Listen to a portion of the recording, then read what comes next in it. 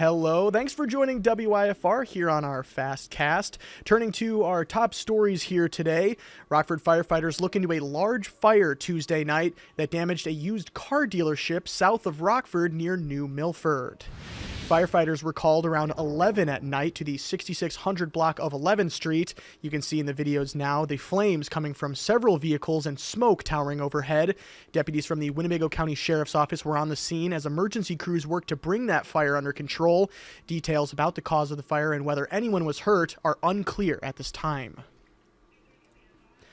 The Rockford Fire and Police Commission names 5 finalists to determine who could be Rockford's next fire chief. It includes Jeffrey Althoff, who is Rockford's current district chief, Scott Bavery, the assistant fire chief in Madison, Wisconsin, Matthew Cordonier, who is in charge of logistics, Timothy Morris, who serves currently as captain of fire prevention coordinator, and Rebecca Tayo, who's also a captain.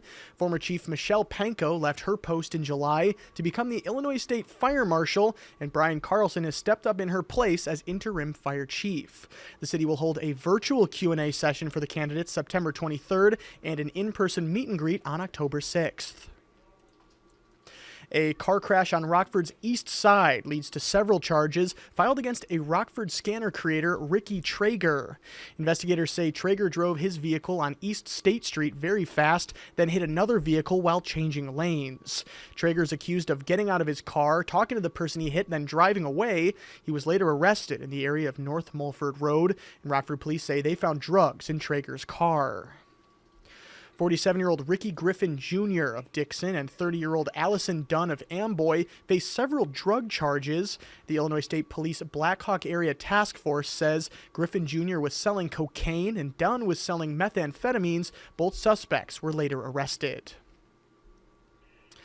Hard Rock Casino Rockford has been open for a year now, and the building has already won some awards. The casino was named in the Best of Gaming Awards for 2025, according to Casino Player magazine, and the building placed first in several categories, including Best Promotions, Table Games, Dealers, and High Limit Rooms. The casino also got second in Best Players Club, Poker Room, and Carnival Games.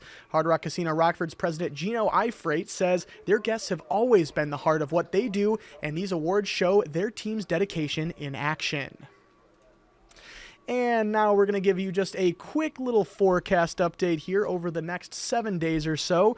Let's pull that up here just to give you guys a quick little look. We're going to have a high of 79 degrees here for today, but I do want to bring your attention to that 10% there you can see just below Wednesday there. We do have the possibility for some storms later on tonight.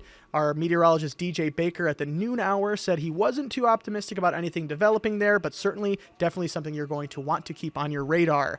Continuing into the rest of this week, you can see we're heating up a little bit. Might just be by a couple degrees here and there or each day. Thursday, we've got a high of 82, a high of 86 over there on Friday. And then take a look at Saturday and Sunday. Man, oh man, we're stepping back into the oven. 90 degrees for our high on Saturday, an 89-degree high on Sunday. And both of those days are going to have a 20% chance for some rain and storms.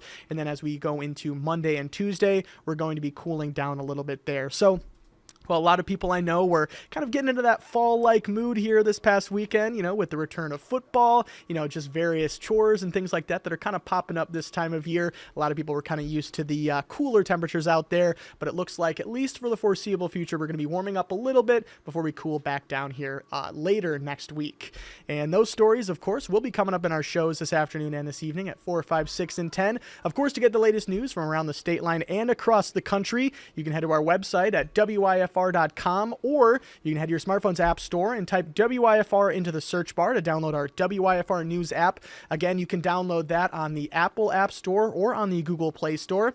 Of course, while you're there, you can also download our WIFR First Alert weather app for updates as soon as they come across our meteorologist radar. Just like I was saying just a little bit ago, 10% chance for some rain here this afternoon. Doesn't look like it's going to be anything too bad, but with the warm up as well as the storm chances that are coming up this weekend, definitely never a bad idea to download that app so we can have it and get that information out to you right at your fingertips. Thank you so much again for watching, and we'll see you coming up here in just a couple of hours for WIFR News First to 4.